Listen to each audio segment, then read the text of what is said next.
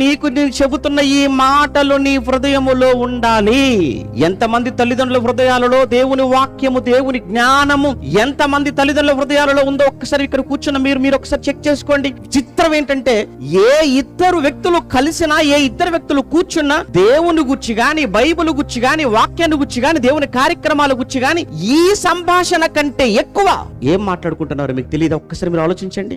ఏం మాట్లాడుకుంటున్నారు? మరో వ్యక్తి కోసం మాట్లాడుతున్నారా? ఒక్కసారి నీ గురించి చూడు, భార్య గురించి చూడు, పిల్లల గురించి చూడు, నీ కుటుంబాన్ని గురించి ఆలోచించు. నేను భక్తిగా లేనే, నా పిల్లలు భక్తిగా ఎదగలేకపోతున్నారే, అయ్యో నా భార్య నాకు సహకరించలేకపోతుందే అని నీవుగా గదిలోకి వెళ్ళి మోకరించి కన్నీళ్లు పెట్టుకోవాల్సిన నువ్వు నీదే బాగోలేనప్పుడు ఇంకెవరి గురించో ఎందుకయ్యా మనం మాట్లాడుకోవడం? ఇక్కడ అందరూ చేస్తున్న తప్పిదే. మీకే కాదు, నాకు అందరి కోసం చెబుతున్న మాట. దేవుడు నిన్ను నమ్మి నీకు ఇచ్చిన పిల్లలు. అబ్రహాము గారికి లోటుగా నీకు అలా ఏమి కాదే.